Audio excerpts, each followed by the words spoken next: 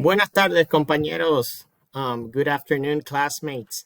My name is Iran Perez-Cordero, and I will be presenting about the paper. Well, I will present my opinion and what I learned on the paper named Linguistic Pluralism, a Statement and a Call to Advocacy. And the paper is from Dr. Lydia Mihant. So the central themes that I find are those three that you will see on your screen. It was interesting for me to learn about language rights, and especially how language rights are a social justice matter. Also, the urge that that exists for in explicit advocacy for language and cultural pluralism in the United States classrooms, and also I was I was moved for the call that the paper made that for educators and people in administration to move from theory to practice when we are working with transnational and translingual students. So those are the central themes that I find. How they started? They started because Dr. Mihan saw the need and saw an opportunity, and she created this statement that you see on your screen, and she included in her syllabus, and from her syllabus it grew, and it became part of the from her department and then the school, and it started conversations beyond that school where she was in. So this is that is the statement. The statement pretty much value languages and encourage students to use languages, and not just the languages, but the culture that comes from those languages. And it recognizes that English is the language that will be used in the classroom, the lingua franca. However, it just like encourages students to use their languages, and and explain like if there's something that is specific like from your culture that you need to like explain it with translation or captioning, because she focuses on the message, and she would like all the students to draw from different knowledges, different wisdom from different cultures. And I think that that was like pretty awesome. The first one, language rights as a social justice matter in educational settings. Um, she mentions, and I agree, that language is part of the student's identity, and the right to exist in a classroom. Um, when we talk about language rights, that also could help us not necessarily focus, not necessarily that help us to take the focus out of the othering effect, because everybody is other. So like we're all other. So it would take the focus out of it. So students will not have the pressure to take singular identity claims, but they can draw, and they can identify themselves as like whoever they want to be. Um, so they don't need necessarily to like to be exposed to the question, what are you? But they will have the tools to respond to that question.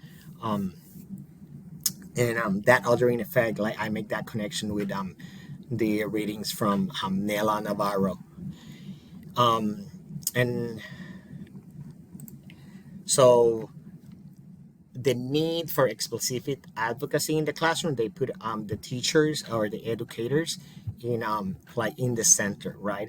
So she calls upon educations not just to recognize the need that translingual and plurilingual students have, but also see the opportunities that having those students have in the classroom. So she asked us to refocus from, oh, like teaching this classroom is a problem, but refocus to this is an opportunity. Also, how that she said that what she focused, like there's a need to be interconnected between curriculums and with the community. Like have the students work in their language communities and draw wisdom from there, and draw and create partnerships with them. And she really focused on the necessity to create spaces for fortunate circumstances. So maybe change will not happen in a moment, but if we can make the change in our classroom and be ready, so when there's opportunities like above us, we will have the knowledge to to expand this. And the third one, it is the call to move from theory to practice in transnational and translingual advocacy for students. And this is like just like following up, like with like like give students something that is practical, something that is doable, right? Connecting with the community, right? And learning from that context, and that context will benefit not just the schools but also the communities. That maybe there's some of the communities that is the first time that they are being in contact with academia, right? So it's bringing the academia and bringing like communities, multilingual communities together. And she draw about the benefits for schools and to be visible, accessible, right, to the communities, and the wisdom that those communities can bring to the classroom.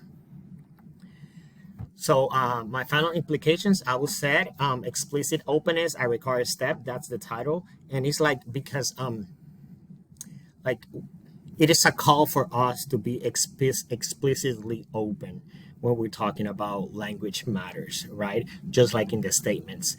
And why we need to be ready? We need to be ready for opposition because we live in a monolingual society, right? So we need to be ready for opposition. And an opposition can be like up front, like really front to us, but it also could be like like little things that would not happen in the moment, right? But we need to be ready to advocate for education on this matter. And that there's also a call to be flexible, right? To learn from the process, like the translingual process. It helps us to focus like on the process, not on the goal. So to learn from this process, for when the right opportunities come, we have the knowledge, and we can say we have tried this in the classroom. These things work. These things like these activities will not work. This was like really good. These ones like needs to be like adjusted. So let's work on it. And to finish, right, I would like to read a a quote from the reading, right? And it says the outcome of advocacy for language rights did not rest on one single action or one single statement.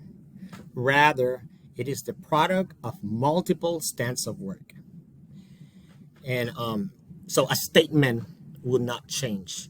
One action that we may put in our classrooms, or we may start practicing in our careers, would not make a change because like everybody needs to do a little bit, right? So there's a little bit of education, there's a little bit of like advocacy, there's going to be a little bit of pushing the limits, there's going to be like actually education for multilingual students. I speak more than one languages, and just the concept of language rights, it is new for me.